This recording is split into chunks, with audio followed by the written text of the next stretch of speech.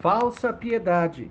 Então Samuel lhe referiu tudo e nada lhe encobriu. E disse Eli: É o Senhor, faça o que bem lhe aprouver. 1 Samuel 3,18. O ser humano é extremamente complexo, contraditório, repleto de dilemas interiores, verdadeira duplicidade existencial. Faz parte da humanidade caída ter diferentes comportamentos para diferentes lugares. Isso nada teria de mal se fossem apenas adaptações necessárias para os mais variados ambientes. Por exemplo, não vou me comportar na igreja como se estivesse em um estádio de futebol, apesar de haver aqueles que assim fazem. Refiro-me a pessoas que parecem assumir personalidades diferentes de acordo com o lugar que estão. Dessa forma, tem um tipo de procedimento em casa, outro no trabalho, outro na igreja, outro em seus momentos de lazer, outro relativo ao ambiente acadêmico. A diferença chega a ser tamanha que, às vezes, fica até mesmo difícil aceitar que seja a mesma pessoa. Geralmente, isso é resultado da assimilação de pecados típicos dos lugares que frequenta. No entanto, uma vez que o crente tem um único exemplo, que é Cristo, tenderá a ser a mesma pessoa onde quer que esteja, ainda que respeitando as diferenças comportamentais de cada ambiente. O versículo epigrafado relata algo da vida de Eli e de Samuel. Fala da aurora deste e do ocaso daquele. Eli era sacerdote designado por Deus para liderar a religião dos israelitas em período quando o povo ainda era governado pelo sistema de juízes. Os juízes acumulavam os três ofícios: profetas, sacerdotes e, entre aspas, reis. Eles recebiam revelações diretamente de Deus, representavam o povo diante de Deus e exerciam poder civil, julgando as causas que surgiam entre o povo. Posteriormente, foram desdobrados em pessoas específicas. Eli cometia grave pecado, permitindo que os seus filhos corrompessem o santo sacrifício que era oferecido a Deus. Seu erro foi valorizar mais seus filhos do que ao Senhor.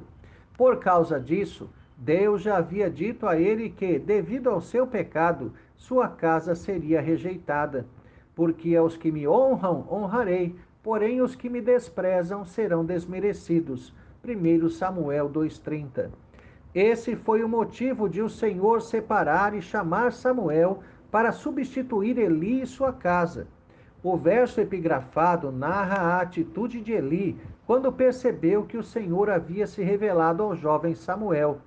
Tal chamado funcionava também como a confirmação da rejeição da casa de Eli. Isso se explicita pelo seu interesse incontido por desejar saber o que Deus havia dito a Samuel. Ao ouvir o relato detalhado, tem a plena certeza que, de fato, era o Senhor, exatamente por ouvir por boca de Samuel aquilo que o Senhor já havia dito a ele diretamente. No entanto, é espantoso o que não faz Eli. Teve ratificada a sentença contra si e a sua casa e, ao invés de se arrepender profundamente diante de Deus, corrigir prontamente os seus atos e buscar a misericórdia de Deus, ele simplesmente aceita e se submete ao juízo do Senhor. Essa é uma falsa piedade. Diferentemente de emendar suas atitudes e clamar pelo perdão divino, simplesmente aceita aquilo que Deus haveria de fazer contra ele. Certamente, quando o juízo do Senhor vem contra um seu servo, a atitude do pecador deve ser de total resignação e submissão à correção que vem de Deus. No entanto, o juízo ainda não havia sido dado, tão somente anunciado. Espera-se de qualquer crente que haja preventivamente, a fim de evitar o sofrimento. Ao invés disso, não raro, o crente quer mostrar piedade por meios errados, com atitudes erradas e reprováveis. Lembro-me quando chamei duas moças da igreja para conversar, após saber que elas gostavam das baladas e da vida noturna, mesmo participando do culto na condução do louvor. Qual foi a atitude delas?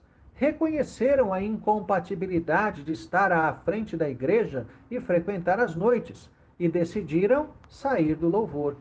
A decisão, aparentemente, mostra consciência do que é certo, mas levou a uma atitude errada. Preferiram as noitadas. Igualmente, a submissão de Eli à vontade de Deus é nobre e aprovada, mas não o conduziu à renúncia de seu pecado. Isso não é piedade, mas soberba. Ao não se arrepender, mostra que sua opção foi o pecado. Com toda certeza, enganoso é o coração mais do que todas as coisas, e desesperadamente corrupto. Quem o conhecerá? Jeremias 17:9. Só o Senhor o conhece. Curiosamente, o mesmo pecado que cometeu Eli parece que também frequentou a casa de Samuel, pois também os filhos deste se tornaram corruptos no exercício do sacerdócio. 1 Samuel 8:3 e seguintes. Samuel também descuidou de seus filhos e não agiu para corrigi-los. Temos que ter muito cuidado com o mero reconhecimento do bem e da justiça. Isso só agrava ainda mais a nossa situação, pois temos consciência do nosso erro. O que Deus quer de nós é, além do reconhecimento, a prática. As nossas decisões mostrarão claramente quem nós somos.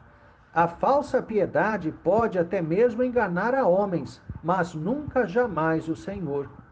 Como é bom estar no centro da vontade de Deus, caminho seguro, tendo a palavra de Deus como guia e o Espírito Santo como companheiro. A opção pelo pecado sempre significará dor e sofrimento. Pratiquemos a verdadeira piedade, baseada sempre na genuína obediência. Ao invés de tentar harmonizar nossos pecados à vida com Deus, abandonemo-los.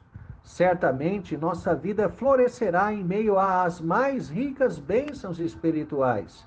Tenha um excelente dia na presença de Cristo. Reverendo Jair de Almeida Júnior.